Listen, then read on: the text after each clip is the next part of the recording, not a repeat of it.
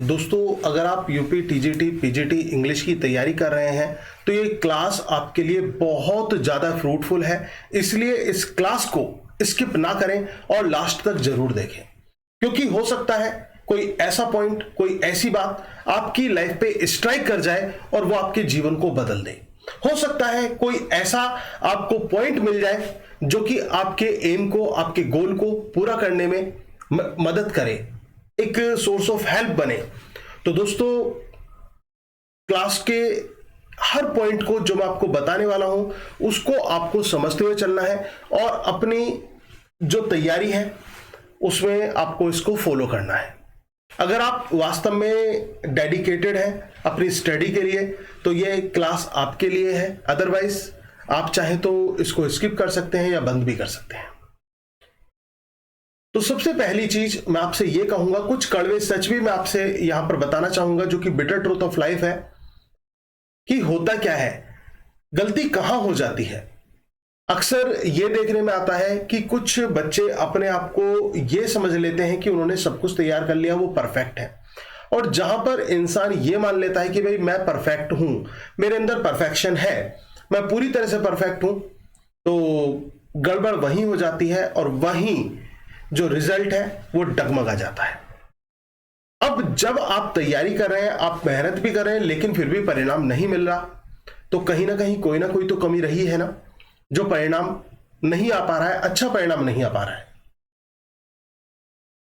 अब आपने देखा होगा दोस्तों कि एक रूम है, उस रूम में विंडो होती है, किसी भी रूम में विंडो होती है।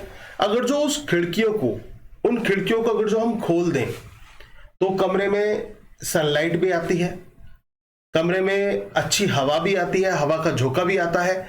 और जब बारिश होती है ना तो बारिश की बौछारें भी उस कमरे में उन खिड़कियों के थ्रू होकर जाती हैं। यानी कि सभी मौसम आपको देखने को मिल जाते हैं उस कमरे की खिड़की से। और ऐसे ही हमारे इस शरीर में हमारे मन की खिड़की है जो कि आपने बंद कर रखी है।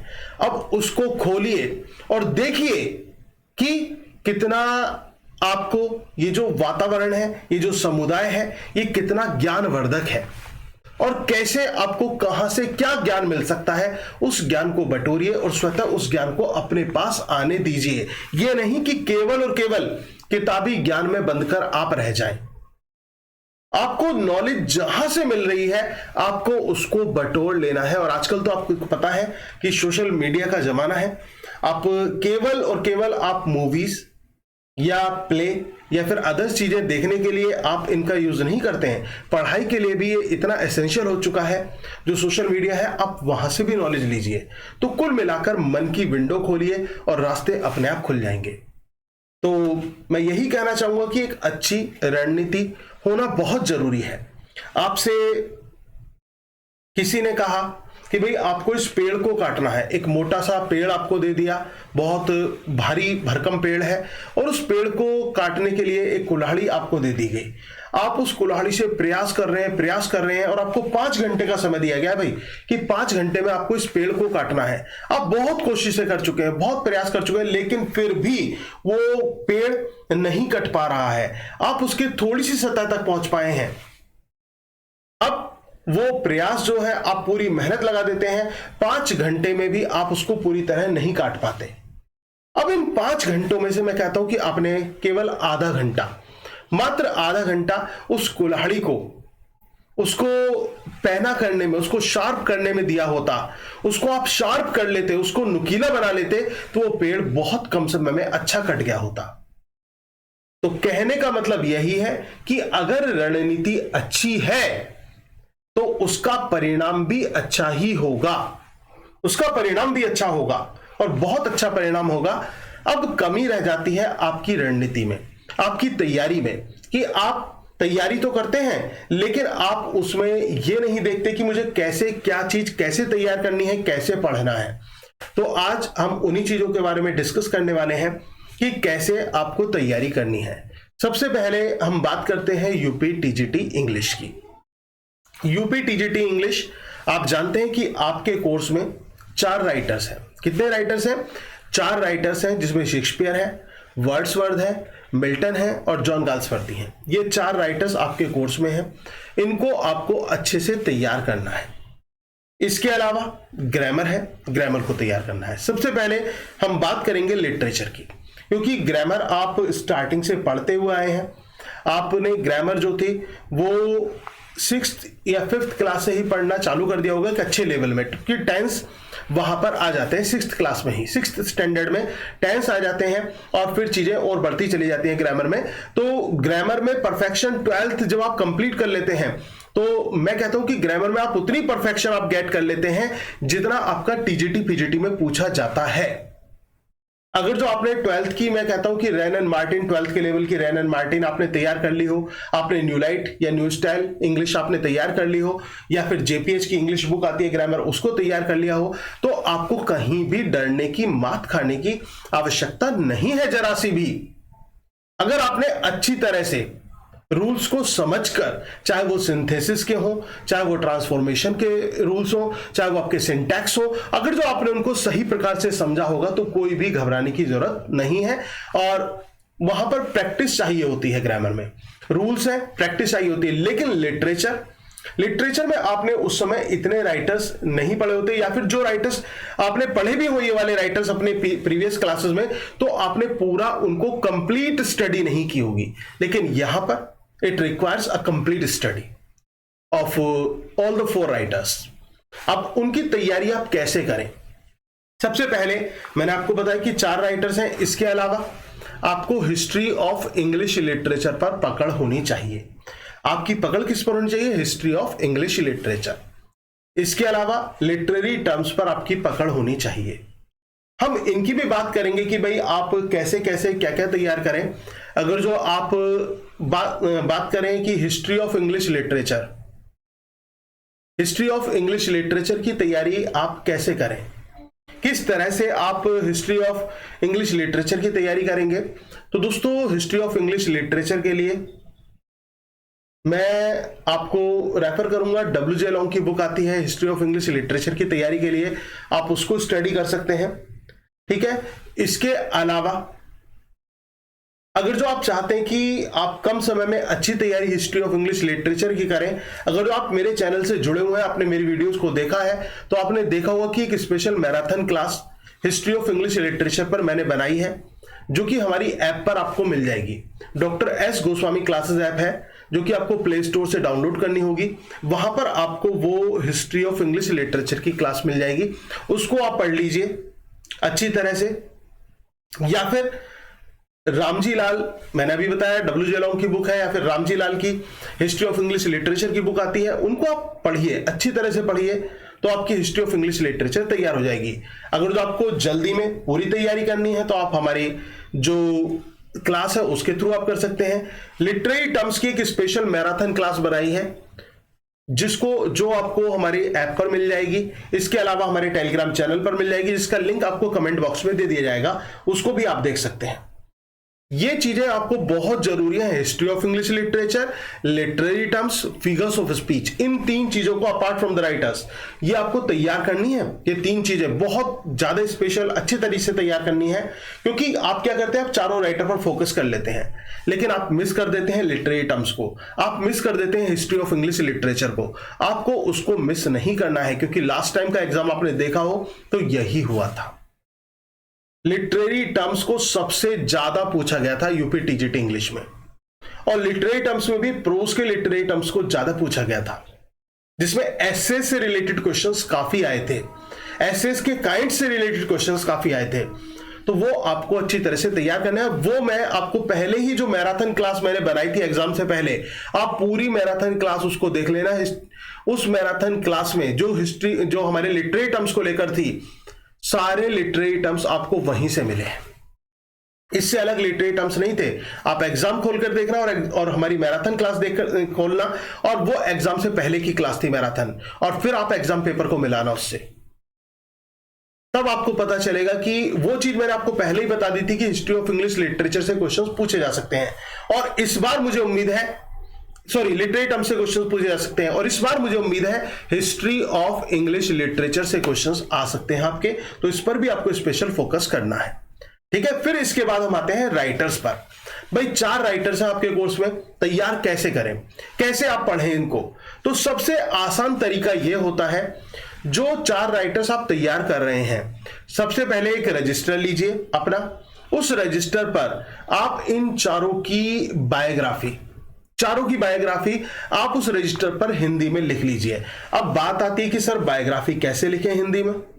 भाई बहुत सारे सोर्स हैं आपके पास हिंदी में बायोग्राफी लिखने के लिए। कुछ बुक्स आती हैं जो बायलिंगुअल्स होती हैं, जो कि यूजी पीजी लेवल की होती हैं, वहां पर आपको हिंदी में मिल जाएगी बायोग्राफी। इसके अलावा गूगल ट्रांसलेट की आप हेल्प ले सकते हैं, वहां पर आप इंग्लिश टू हिंदी कन्वर्ट कर सकते हैं, वहां पर आपको बायोग्राफी इजीली हिंदी में अवेल हो जाएगी। इसके अलावा अगर जो आपको यह भी डिफिकल्ट लगता है तो चारों राइटर्स की बायोग्राफी की मैंने अलग अलग वीडियोस बनाई हुई हैं, सेपरेट वीडियोस हैं जो कि ऐप पर हमारी मौजूद है और यूट्यूब चैनल पर भी आप सर्च आउट कर सकते हैं। Doctor S Goswami classes John Galsworthy biography, doctor S Goswami classes William Wordsworth biography, इस तरह से आप फाइंड आउट कर सकते हैं। तो वो आपको बायोग्राफी हिंदी में वहां मिल जाएगी, आप उसको जो है लिख लें, पहले रजिस्टर पर नोट डाउन कर लें पूरा बायोग्राफी को। सबसे पहले उनकी बायोग्राफी जिसमें आप उनके पूरी लाइफ के बारे में पढ़ेंगे, उनका बर्थ, ठीक है ना, उनके अचीवमेंट, उनकी पेरेंटल लाइफ, उनकी एजुकेशन, उनकी डेथ, सबके बारे में वो पूरी डिटेल आपकी बायोग्राफी में आ जाएगी, कंप्लीट अचीवमेंट। अब उसके बाद जो बायोग्राफी आपने तैयार की है, उस बायोग्राफी में एक स्पेशल फोकस ये देखिए कि इस व्यक्ति को क्या क्या इसके मेरिट्स थे, यानी कि और क्या क्या अचीवमेंट्स मिले, कौन कौन से उपलब्धियां इन्होंने हासिल की, कौन कौन से अवार्ड्स इनको मिले। अवार्ड्स की अलग लाइन बनाइए, कॉलम बनाइए, अचीवमेंट्स का अलग कॉलम बनाइए, एजुकेशनल अचीवमेंट्स का अलग कॉलम बनाइए और उन सभी को आप हाईलाइट करें, उन सभी पॉइंटों को हाईलाइट करें। भाई ये इनकी उपलब्धियां थी, इनको इन चीजों से नवाजा गया, ये सारी बातें आप उसमें पॉइंटेड करें। इसके अलावा उनके जो मैरिटल स्टेटस थे, ठीक है ना, उनकी जो मैरिज लाइफ थी, उसके बारे में भी आप एक अलग सब हेडिंग्स तैयार कीजिए, बायोग्राफी के बाद में बता रहा हूं। और फिर एक हेडिंग बनाइए वर्क्स को लेकर कि इनके वर्क्स कौन कौन से थे और उन वर्क्स की एक डिटेल आप तैयार करें, कब उनका कौन सा वर्क्स था, कब पब्लिश ये हुआ, कब लिखा गया, कब पब्लिश हुआ, तो ये आप वर्क्स की डिटेल आप उनकी बना लेंगे, ठीक है ना। इस तरह से आप उस राइटर को, पर्टिकुलर राइटर की जो बायोग्राफी है, उनका अचीवमेंट है, उनके वर्क्स हैं, ठीक है ना, उनके जो उपलब्धियां उन्होंने हासिल की, उनकी जो एजुकेशन है, उस विषय में कोई भी चीज छूट ना जाए, वो पूरा कंप्लीट आप तैयार कर लें। इसके बाद में बात आती है इंपॉर्टेंट वर्क्स की। जो इनके मुख्य वर्क्स रहे हैं उनको आप कैसे तैयार करें, तो उनका एक सेक्शन बनाइए। भाई जैसे वर्ड्सवर्थ है, वर्ड्सवर्थ पोएम्स के लिए है, पोइट्री लिखते हैं, तो वर्ड्सवर्थ की पोएम्स, अलग अलग पोएम्स जो इंपॉर्टेंट है सबको लिख लीजिए और हर पोएम की हिंदी में समरी जरूर लिख लीजिए, ठीक है। अगर जो आप इंग्लिश टू इंग्लिश मीडियम से हैं और इंग्लिश टू इंग्लिश शुरू से पढ़ते आए हैं, डायरेक्ट लैंग्वेज आप पढ़ रहे हैं, तो कोई प्रॉब्लम नहीं है, आप इंग्लिश में समरी लिख लीजिए। अगर आपको लगता है कि एक आसान तरीके से करना है तो आप हिंदी में समरी लिख लीजिए, ठीक है ना, हिंदी में हर पोएम की समरी लिख लीजिए। अब अगर जो क्वेश्चन आपका उस पोएम से आता है, एक तरफ आपकी इंग्लिश है, आपने फोटो कॉपी कर ली, आपने उसको पेस्ट कर लिया, उसके बाद उसकी इंग्लिश समरी उतार ली आपने, तो एक तरफ इंग्लिश में और एक तरफ उसकी हिंदी में समरी आपने लिख दी। अब मैं कहता हूं कि इस पोएम से रिलेटेड क्वेश्चंस कोई आता है, उसकी समरी से रिलेटेड, उसकी स्टोरी से रिलेटेड, तो आप मात नहीं खाएंगे। और दूसरी चीज, वो जो पोएम आपने लिखी है उस पोएम को ये जरूर लिख दें कि ये पोएम कब पब्लिश हुई, उसकी पब्लिकेशन डेट जरूर मेंशन कर दें, ताकि आपको एग्जाम के समय याद रहे भाई ये इसकी पर्टिकुलर डेट है। उसके बाद एक हेडिंग बनाइए important lines of the poem. जो पोएम की इंपॉर्टेंट लाइंस है, मैंने हर पोएम को पूरी डिटेल में पढ़ाया है, जो एक स्पेशल मैराथन क्लास मैंने बनाई थी, महा मैराथन क्लास एक बनी हुई है हमारी, जिसमें चारों राइटर्स हैं, 7 घंटे कुछ मिनट की वो मैराथन क्लास है, उसको मिस ना करें, उसको जरूर देख लें अगर आपने अभी तक नहीं देखी है, और देख ली है तो एक बार रिवीजन के लिए फिर से देख लें ताकि तैयारी बहुत अच्छी हो जाए। उस मैराथन क्लास का लिंक आपको डिस्क्रिप्शन बॉक्स में मिल जाएगा, या फिर हमारे टेलीग्राम चैनल पर भी वो अवेलेबल है, जिसका लिंक भी डिस्क्रिप्शन बॉक्स में दिया हुआ है, या फिर आप हमारी ऐप के थ्रू जाकर वहां पर आप उस मैराथन क्लास को देख सकते हैं। तो उस मैराथन क्लास में मैंने इंपॉर्टेंट लाइंस को डिस्कस किया है कि ये इंपॉर्टेंट लाइन इस पोएम की ये इंपॉर्टेंट लाइन है, तो आप उन इंपॉर्टेंट लाइंस को नोट डाउन कर लें अपने रजिस्टर में, क्योंकि एग्जाम में लाइंस भी पूछी जाती हैं, भाई ये लाइंस कहां से ली गई हैं, किस पोएम की ये लाइन है, तो उनको तैयार करना बहुत जरूरी होता है। सपोज करो ये पूछ लिया आपसे, let me not to the marriage of true minds, admit impediments, love is not love, which alters when it alteration finds, और bends with the remover to remove. ये लाइंस आपसे पूछ ली, भाई किस पोएम से ये लाइन है, तो आपको उसका आंसर देना होगा। इस तरह से लाइंस पूछी जाती हैं। तो इसका भी चलो आप आंसर कमेंट बॉक्स में जरूर दे देना कि किस पोएम से ये लाइंस थी जो मैंने अभी आपके सामने बोली, और कौन इसके राइटर हैं, ये भी मुझे जरूर बताना, कौन पॉइंट है इसके और कहां से ये लाइंस है। तो इस तरह से भी आ जाती है। तो इंपॉर्टेंट लाइंस का जो है ना आपको हेडिंग अलग बनानी है। तो समझ में आया, सबसे पहले आपने समरी लिखी, ठीक है ना, समरी लिखी और उसके साथ साथ आपने पब्लिकेशन डेट डाली कि पोएम कब पब्लिश हुई और किस कलेक्शन में पब्लिश हुई। कोई कलेक्शन है तो कलेक्शन में कब, कौन से में पब्लिश हुई और कब पब्लिश हुई, वो आपको लिखना है। फिर नोटेबल लाइंस उसकी लिखनी है, जो इंपॉर्टेंट लाइंस है वो लिखनी है। उसकी थीम लिखनी है कि इस पोएम की थीम क्या है। इस तरह से आपकी पोएम की कैटेगरी बन जाती है। अब कोई भी राइटर है, इन चारों राइटर्स में जो जो पोएम्स इन्होंने लिखी हैं, जो इंपॉर्टेंट पोएम्स है, उनका इसी तरह से आपको सबको तैयार करना है। अब बात आ जाती है नाटक की, प्ले की। भाई जैसे आप जॉन गाल्सवर्दी के प्ले पढ़ते हैं, आप विलियम शेक्सपियर के प्ले पढ़ते हैं, तो प्ले कैसे तैयार करें। प्ले में भी सबसे पहले वही आपको करना है, आपको उसकी समरी तैयार करनी है, पब्लिकेशन डेट लिखनी है, समरी तैयार करनी है, पूरी सारांश अच्छी तरह से आप उसका तैयार कर लें। और सारांश को जो तैयार करें ना, वो उसके एक्ट के अकॉर्डिंग तैयार करें। भाई एक्ट में, इस एक्ट में ये आया, इस एक्ट में ये आया, इस एक्ट में ये आया, ठीक है ना। उसका जो समरी है आप उस तरह से उसको तैयार करें, उसकी समरी हिंदी में लिख लें। अब समरी से रिलेटेड कोई भी क्वेश्चन, स्टोरी से रिलेटेड कोई भी क्वेश्चन आता है तो आप मात नहीं खाएंगे। और फिर जो लाइंस प्रीवियस एग्जाम्स में पूछी गई हैं, उन नाटकों से जो डायलॉग्स पूछे गए हैं, उन डायलॉग्स को एक जगह लिख लें। ऐसे ही आपको उसमें लिखना है, पोएट्री में भी, तो वो डायलॉग्स आप एक साथ लिख लें, उनको तैयार करें। इसके अलावा जो इंपॉर्टेंट लाइंस है, जो मैंने आपको मैराथन क्लास में पढ़ाई है या फिर अदर्स में भी आपको समझाया गया है, तो उनको भी आप तैयार करें, ठीक है ना। इस तरह से आपको प्ले को भी तैयार करना है, प्ले को देखना है, उनके कैरेक्टर्स लिखने हैं कि इस प्ले में कौन कौन से कैरेक्टर्स हैं, ठीक है ना। और उसमें भी आपको ये लिखना है कि इसमें प्रोटैगोनिस्ट कौन है, एंटी प्रोटैगोनिस्ट कौन है, हीरोइन कौन है इसकी, ठीक है ना। तो इस तरह से उसको पूरा तैयार करना है प्ले के बारे में। तो कैरेक्टर्स, आपको कैरेक्टर्स लिस्ट अच्छी तरह से आपकी तैयार होनी चाहिए, आपको उसकी समरी तैयार करनी है, और उससे रिलेटेड जो क्वेश्चंस, जो स्टोरी से रिलेटेड क्वेश्चंस आते हैं, वो आपके समरी से ही, स्टोरी से तैयार हो जाएंगे। ऐसे ही आपको नॉवेल्स में करना है। नॉवेल में आपको पता है कि नॉवेल्स में जो डायलॉग्स नहीं होते, तो लाइंस भी इसमें नॉवेल्स में कम पूछे जाने की संभावना होती है, लेकिन मेन जो है आपको इसकी स्टोरी तैयार करनी है। और इसमें भी ये पता होना चाहिए कि इसमें भी कौन कौन किरदार हैं, ठीक है ना, वो तो आपको पता ही होना चाहिए, या फिर किस विषय पर ये कहानी है उसके बारे में नॉवल में आपको पता होनी चाहिए, पूरी जानकारी होनी चाहिए। तो कुल मिलाकर आपको इस तरह से तैयार करनी है, पूरा का पूरा आपको एक स्ट्रक्चर पूरा तैयार करना है, और उस अकॉर्डिंग, उस रणनीति के अकॉर्डिंग आपको चलना है कि आप जो है प्रॉपरली अपना एक प्रॉपर वे में, प्रॉपर चैनल में आप तैयारी कर पाए, ठीक है ना। अगर जो कोई चीज आप तैयार कर रहे हैं तो उसका एक डिवीजन और सब डिवीजन होने चाहिए, तब आप उसको प्रॉपरली तैयार कर सकते हैं। ऐसे नहीं होता कि आपने कभी किताब खोली और कभी कुछ पढ़ने बैठ गए, कभी कुछ पढ़ने बैठ गए, ऐसे तैयारी नहीं होती है। एमसीक्यूज जो आपके एग्जाम में आने हैं, ठीक है ना, उसकी तैयारी आपकी इन्हीं से हो जाएगी।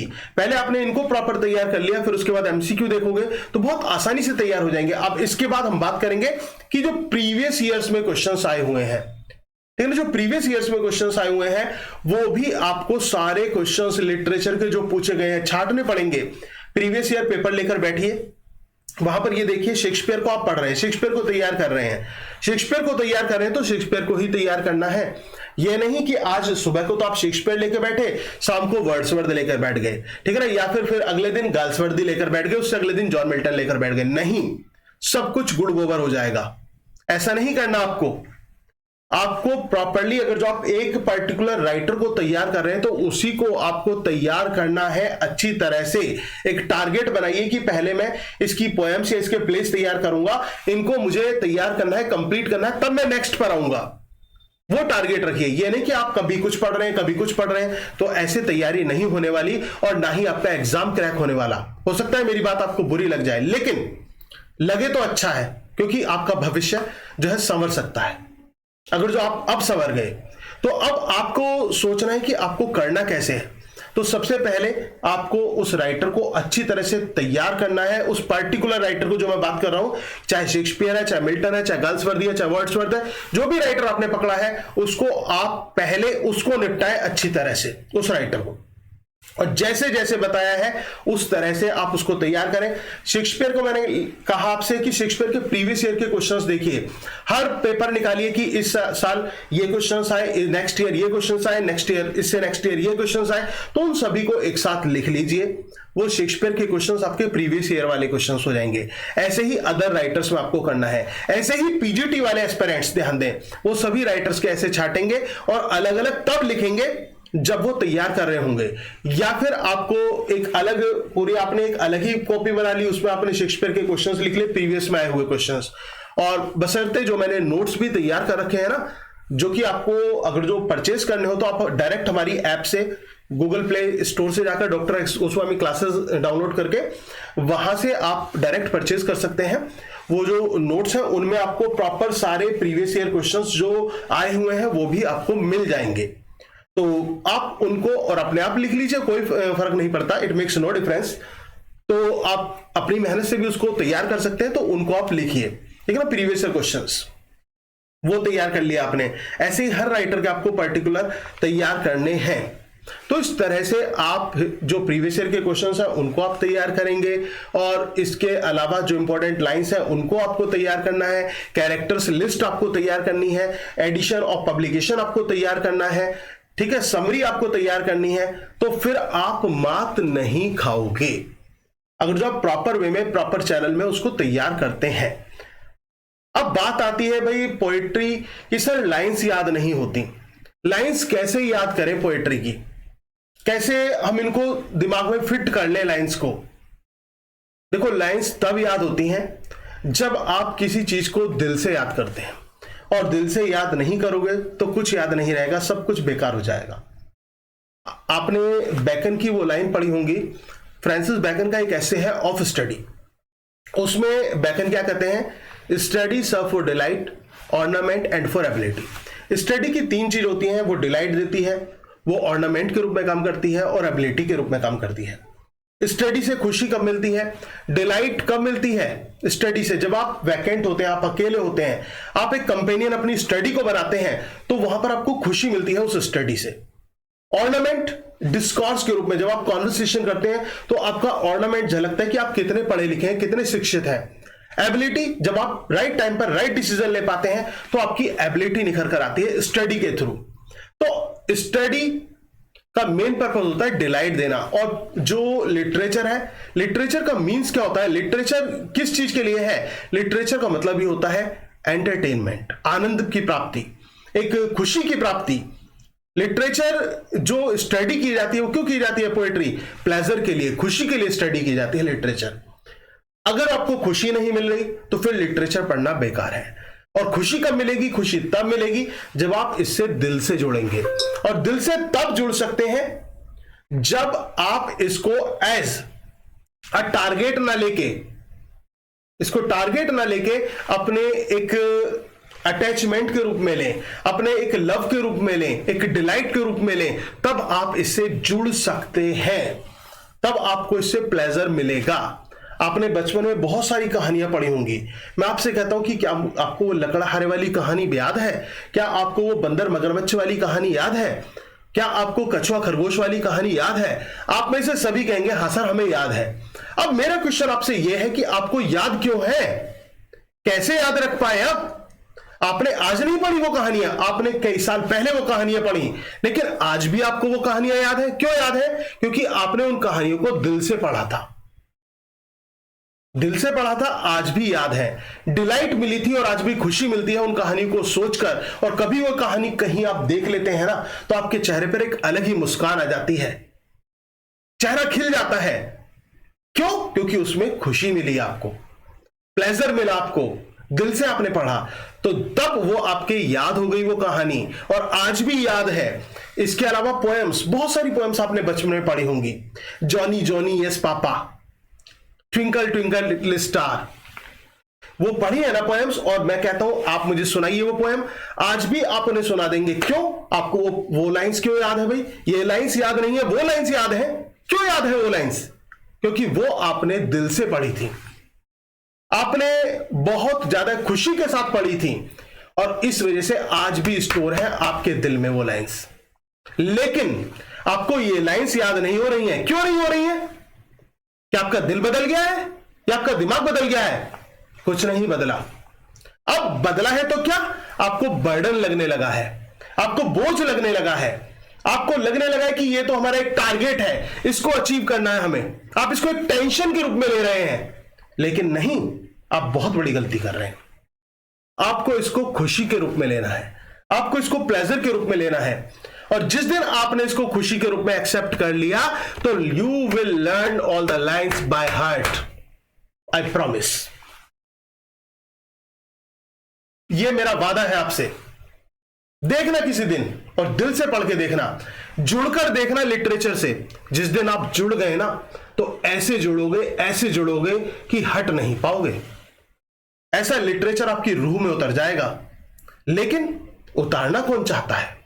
गलती तो वहीं आ जाती है ना, आपकी स्ट्रेटजी में कमी यही हो जाती है कि आप दिमाग से जुड़ते हैं, दिल से नहीं जुड़ते।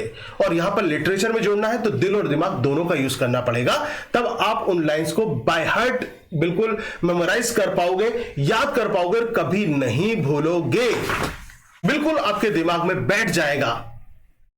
लेकिन तब बैठेगा जब आप उनको अच्छी तरह से पढ़ते हैं, स्टडी करते हैं।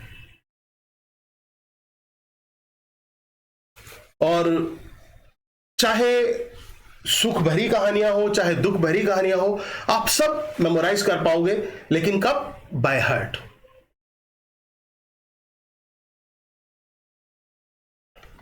तो ये चीज आपको करनी है, ठीक है ना। पोएट्री की लाइंस भी आपकी तैयार हो जाएंगी। ड्रामे में आपको मैंने बताया कि किस तरह से आप नाटक तैयार कर सकते हैं। नॉवेल्स में मैंने आपको बताया कि किस तरह से नॉवेल्स आप तैयार कर सकते हैं। और इन सब के लिए एक स्पेशल मैराथन क्लास भी मैंने आपके लिए बनाई हुई है, जो मैं आपको बता रहा हूं कि 7 घंटे कुछ मिनट की क्लास है, उसको जरूर देख लें। आपका जो एग्जाम है, एग्जाम की ये मान के चलिए कि 70 से 80% तैयारी लिटरेचर की आपकी हो जाएगी।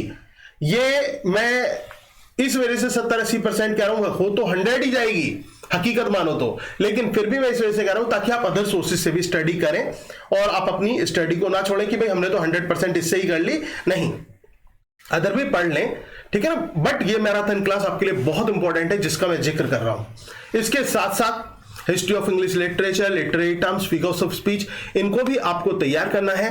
और ग्रामर में जो आपका सिलेबस है उसको आप तैयार कीजिए, शुरू से पढ़ते हुए आए हैं, केवल प्रैक्टिस की रिक्वायरमेंट है। आप उसको प्रैक्टिस में लाइए, अमल कीजिए, और आपका सपना जरूर साकार होगा।